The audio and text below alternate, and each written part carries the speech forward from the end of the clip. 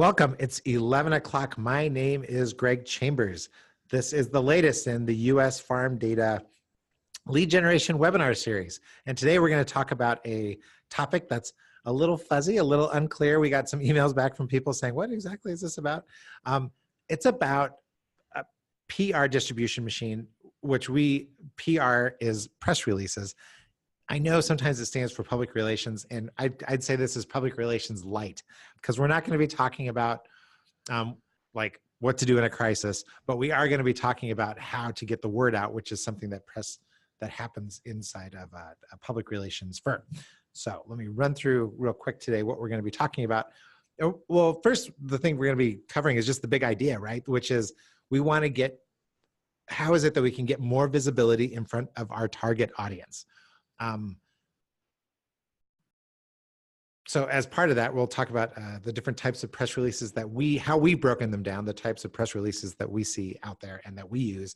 We'll talk about how we can distribute them and how to target that distribution, how to measure the effectiveness of it, because we know that sometimes your CFO is going to be like, I'm sorry, you want to spend what on what, and how is it that you're going to justify that? We'll talk about how to get those measures. And then the last thing we'll talk about is how to get published. So there's a few ways to get mentions in articles, as well as to get articles into publications that we can cover with you. We'll talk about the process that we use internally, and you can use it yourself.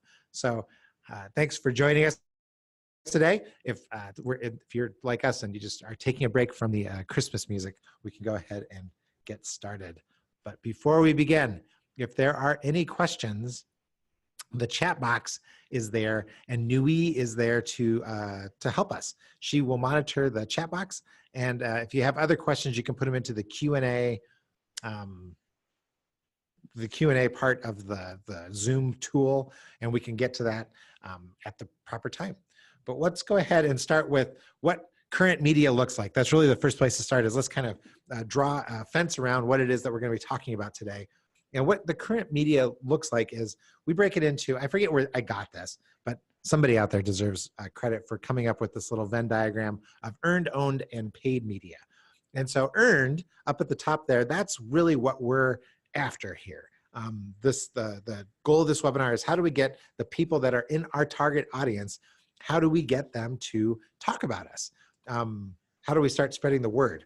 Owned is probably everything that we build. That's, if you just think about like our website, our mobile websites, social media, anytime that, like if we put a page out on LinkedIn or a page on Facebook, that's owned media, even though we're kind of owning that media on somebody else's platform.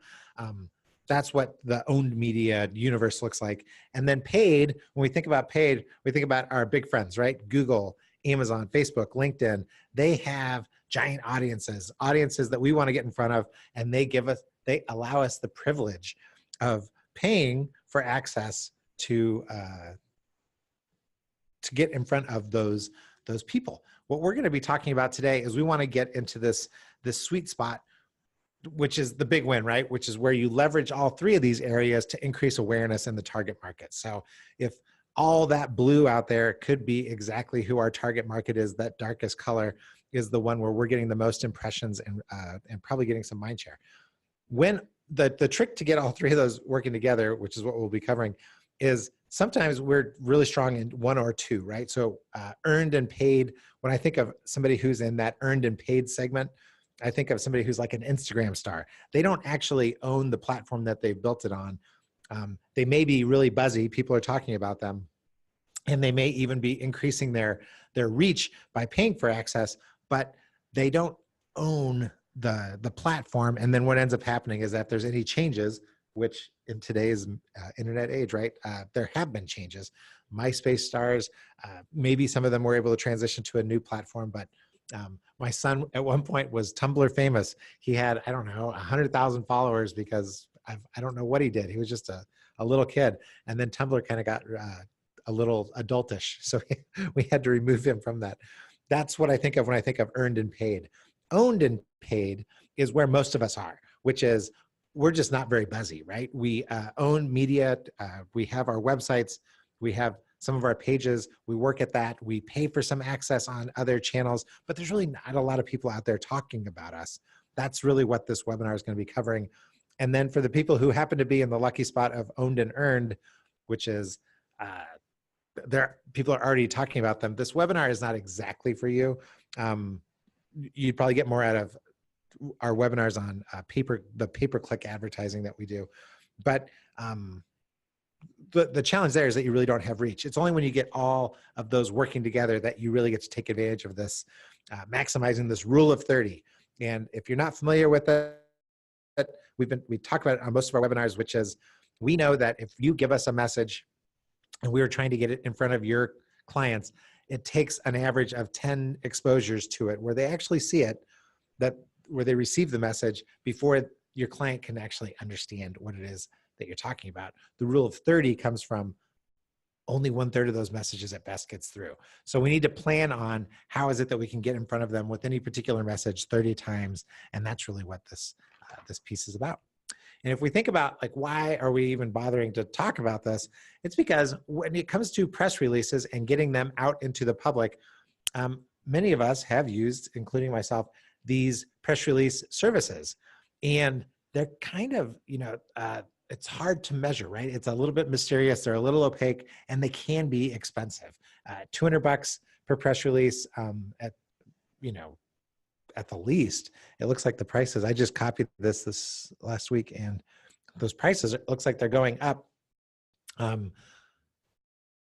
To get those things out, if it's easy to spend a lot of money if you don't have to, and we're going to try to take out some of that frustration. So if that's clear as to what we're trying to, this owned, paid, earned media universe is what we're working in, let's talk about some of the press releases. So if we think about it as a press release as a note that we're sending into the earned places for media, right? So the places that'll talk about us, whether it's they'll talk about us on social media or if they talk about us in the press, there's 3 different kinds. One is announcement, which is, basically we have promotions, events, something about our company that we're putting out. We'll have a story pitch, which is we're trying to alert everybody about some lists or trends. Really, I think about that as like bait for the press. We're trying to get the press to say like, oh, I might not write about Open Table, but I will talk about the 100 best restaurants in America for 2018. Or it's an opinion piece. In this case, this was about George H.W. Bush and United's final reflecting on his serving on their board there, but it's an opinion, right? It's like, we think this about that. And then by breaking a single press release idea of this is what a press release is into these are 3 different kinds, let's kind of talk about each one. The standard announcement of what's going on inside of our business. This is great. We love using these for local business journals, the local newspaper. We'll try to get it into some national press, but at best, when we try to use those press release services and it's a standard announcement that we're putting out, the best we can really hope for is maybe it gets picked up by some deep Forbes page. So you've heard of, everybody knows who Forbes is. And if we can get the press release picked up in there, we can at least say, hey, maybe you've seen us in Forbes. I don't know how well that technique works, but at least it kind of gives the impression that we're getting some earned media out there. The feature of these is that really that they're all about you. And as being such, it really needs to be super interesting in order for it to get picked up for earned media. Compare that to something that's a little bit more of a story pitch. So this is, you're placing your company inside of something bigger, something like a trend. You're noting it, and you're saying the goal here is that we're trying to get earned media mentions, like the story 100 Best Restaurants, right? Or Americans are moving south. Open Table and Lending Tree are trying to be part of that conversation and trying to get freelancers and journalists to maybe write about that. So it's not totally focused on you, but it's you in the media, like you're just serving as an in-between, and hopefully they're going to contact you and make you a bigger feature of that story. The third one is an opinion piece, right? That's a thought leader's thoughts. And I don't know if you've heard of this term, newsjacking. David Meerman Scott has talked about, he's the one that gave it this term, but he talks about the life cycle of a story. So if we look at interest on the left and on the y-axis and time on the x-axis, as stories are starting to build, they kind of run through a life cycle of, they get super popular and everybody's interested, and then pretty soon it's old news and then it's done. And so you can insert yourself into that. And so some of these, like when United Spinal Association, since George Bush served on their board for many years, they could have put this out at any particular time. But what they were trying to do, right, is they want to be noticed during that time period when, right after his death, when everybody's there. So that's really the three different kinds. We use all three of these, the standard announcement, the story pitch, and the opinions, but we expect different results from them each time we use them, right? So let's talk about that. In order to get the right results from the right type of press release, we need to start with what it is that we're actually trying to accomplish, right? Set good goals for the year. The way we do that is we always start in the future and then work our way back. So let's say it's January of 2020. The question that I would ask if you're doing a press release effort, if you're trying to get more earned media, is what would a win look like? How can we quantify that or qualify it? And then how can we take a look at all sides of what a successful effort would look like? And then we work our way back to next month, right? This is how it would start next month, and knowing that this is what success looks like in the future. And the way we can, the reason we do that is because then we can put some tracking on it. So if I want to get back to, like I said at the beginning, your CFO is going to be asking questions as to how is it that we're going to know that this whole thing works? We can start to look for evidence. If we know what the goals are, if we know what we're trying to accomplish, we can say, what will the evidence be that will help us there? And when we think about evidence, we always think about it in three different parts, right? There's hard evidence where we know exactly, we can see it, feel it. There's anecdotal, so if hard evidence is see it, anecdotal is more feel it, right? It just feels like we're busier. And then third party evidence is there anything that's out there where they can push it towards us? We can track a lot of this stuff. We can track impressions, like we can, even inside of impressions and analytics, we can maybe even define our target audience, and we can see how many impressions we get in front of them. We can build searches around our company name, and we can try to get those up. Google AdWords, I still think, is the best way to measure that. Yeah, you're paying for anybody who clicks on your name when they search for it, but at the same time, at least Google is giving you accurate reporting as to the number of times that people are searching for your company, your executives, etc. And then one of the biggest earned media is how many mentions are we getting in social media? How many articles are we part of? How many interviews are we part of inside those articles? Have we done any podcasts, things like that? We can put measures on those for evidence so that we know where it is we're going. So let me give you an example. This is a consultant that we were working with, and we say, she says, here's what I have to spend on this project, $2,100. What is it that I'm going to get from it? And what we could say is, do a good, bad, ugly. This is how you know it was successful. So if we were starting with her in 2019, we would say, if there's $2,100 you're investing in this, what is the very best case scenario? And she came up with, at the very least, right, her new clients come in at an average rate of $7,500. A new client pays for everything, gives her a little extra margin. That's good. That's good. She could live with, even if a new client didn't come in, if there were some articles out there, if she was mentioned in articles, and then she could take all that and leverage it to her email address, to her email list, to the people that she knows. And then she'll know it was terrible, and it was an investment that does not need to be repeated if there was no articles, no mentions. So with that in mind, we can start to build a machine that's going to help us get to that point. So if that makes any sense, that's our groundwork, right? That's what PR is to us and the mechanics of how we would build a campaign. Let's get into the juice right here, which is how is it that you can build your own distribution network and not have to rely on some of those other distribution networks? The way that starts is we always start out with who is it we're trying to reach, right? Who are the people that are out there? And if we're going to get our ideas out using paid media and owned media, which are the things that we can control so that we can get over to the earned media, who is it that we're trying to reach? And we try to break those into groups. And those groups are, right, if this is where we can find all of these things, the groups that we're looking for are people that we know, right? People that know us already. They tend to be our customers. People that we want to target, people that look like our customers. And then press, right? The people who are talking to the people that we want to target.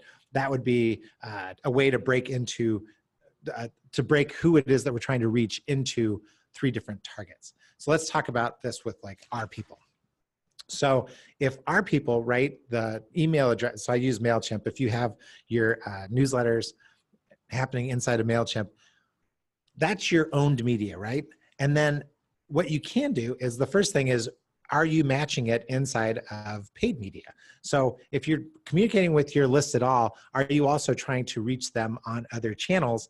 Because they tend to be, right, social media, they tend to be connected to other people. So if they like or read or react to anything that you're putting out there, then that happens to spread out to their network. They happen to look probably a lot like us. So is it matched in LinkedIn? That's paid. Facebook, Google. It's who we know, right? If we go back to those 3 targets that we're looking at, those are people that know us. They know what we're doing. They should be the easiest ones to help us spread the word with our into earned media. But that's not going to be enough, right? We also have these people that we want to know. And so with that, this is really where we get into, if you attended our profiling webinar, we have a whole scoring tool that we use, that we put together in there, that I would suggest digging into. But really, we dig through all of our current contacts, our old contacts. We hunt for third-party lists. We're trying to build a big distribution list around the people that we want to get in front of. And I would say this about this stage of getting in front of the people that you know. This is where you have permission to be a little bit of a data hoarder. You need to get permission to stay in touch with these people, but then once you do, it's okay to stay in touch. And so if they're somewhere in your list, don't discard them because they're not doing business with you currently. Try to stay in front of them, because as we build these earned media lists, we're trying to go back to that rule of 30. How do we get more impressions in front of them until they finally get it? We just had this happen to us this week. A guy called us. I mean, these conversations, some of these conversations happened 1.5 years, almost 2 years ago. And he finally was searching for something. He was searching for aerial advertising and bumped into some of the local search engine optimization work that those aerial banner people were doing. And he called us and he's like, is this what you're talking about? I don't know how many times we talked about it. We actually, I think, gave him proposals on it and he still didn't get it. It takes a while for our customers to kind of catch up to where we are.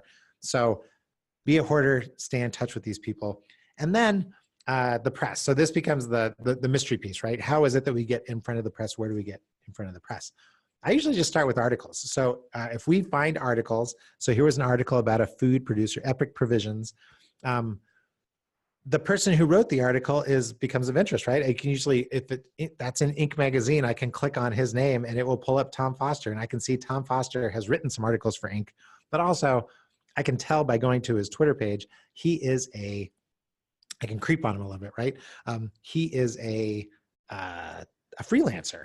And the thing is with freelancers, so we may be pitching the media, but freelancers, that's what they do too. And they tend to be a little better at it than we do because that's where they make their money.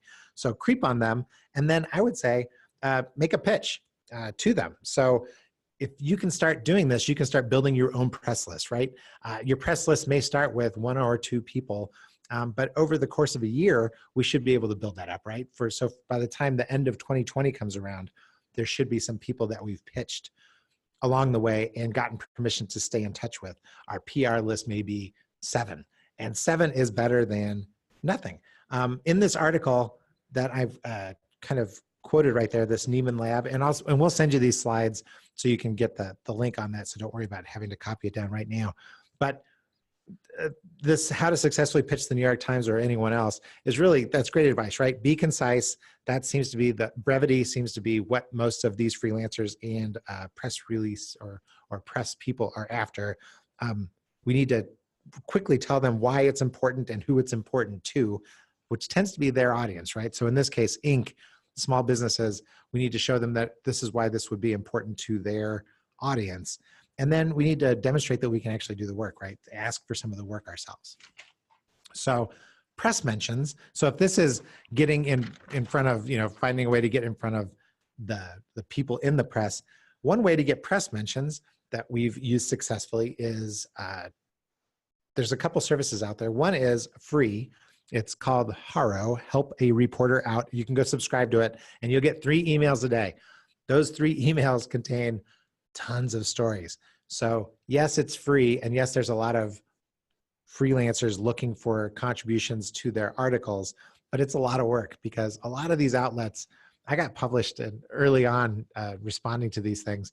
You get published on bizarre blogs, things that are just they're just trying to pump out content. And I don't know if that really helps.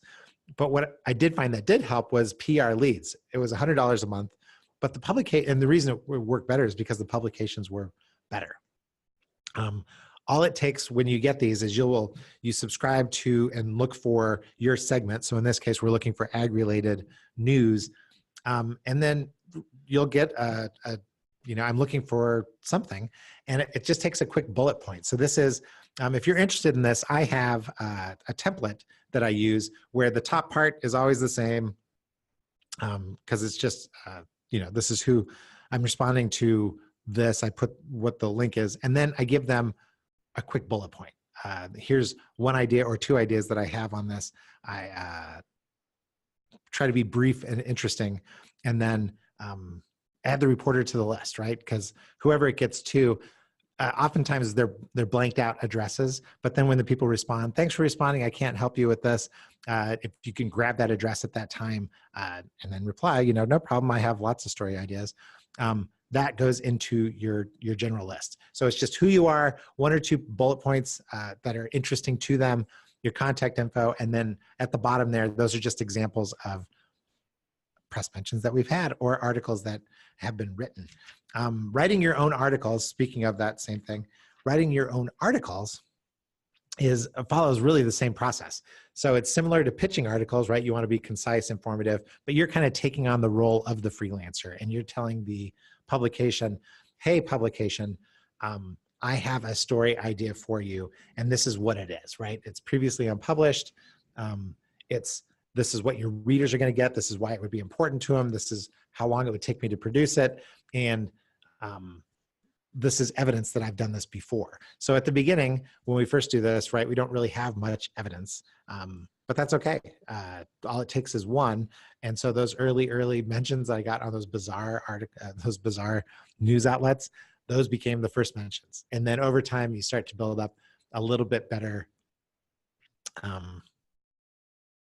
universe of press release mentions. And what you find is that it is easier because you get better at it. But what I've really found is that I don't pitch as many of these anymore because once you kind of get on their list and you've contributed an article or 2, they tend to reach out to you and say, can you comment on this? Especially if they didn't have to pay you for it, which is often the case, right? So now I've got a bunch of free labor pumping out articles. So that's the how to build your own press release world, right? It's starting with the end in mind. We want to, if we know what success looks like, it's a lot easier for us to get there. Segmenting the audiences and segmenting the types of approaches that we take to each of these markets, that is way better than a one size fits all, and you'll see better results over time. Have a point of view. One of the things that we see most of all is people are afraid to put out there that the language on a lot of press releases is squishy. It doesn't need to be squishy. You can be pretty declarative or declarative, because what you're trying to do is you're trying to get out into the earned media space. Focus on the customer because that's really what everybody else is focused on too. So it really isn't about you getting into the press. It's about, hey, freelancer, I can help you get an article published in this publication, or hey, publication, I can help your readers, which will help you attract more advertising. That's what they're after. Try not to be a secret. It's hard, but nobody, right? No matter how good of a horn player you are, if you're not tooting it, nobody's going to hear it. And the last thing is it's a process, right? 1% improvement over time adds up. So I ran through a lot in that 25 minutes. If you have any questions, now would be the time to throw them into the box. And while that happens, I'm just going to roll through some of these resources that we have for you. If you haven't read it yet, The Human Being's Guide to Business Growth, we're happy to send you a copy of this. It's a great way to get some ideas about how to unleash some hidden growth inside your company, the best way I know how. And the perfect growth formula is a framework that Bill Matern and I have used to facilitate discussions, better discussions between sales and marketing. And then we have a tool. If you need help with any of this, if you want to build a PR machine, your own press release machine, or you want some help with press releases, or you want to get better at pitching articles, we have templates, we have advice, we have resources. We even have people who will do it for you. Give us a try over at leadgencompass.com. We're happy to help you there. And then to get in touch with us, usfarmdata.com, leadgencompass.com. Call us. You can call us at any time. And email us info@usfarmdata.com. We'll get back to you as soon as possible. So hopefully it's been helpful to you. Remember, we're all after this earned media. You can leverage your owned media and your paid media to increase your chances of getting more free press out there. And we'd love to help you do it. Have a good holiday. We'll probably not talk to you until, I don't think we have another webinar, do we, Nui? Until next year. So 2019, we'll talk to you later. Bye.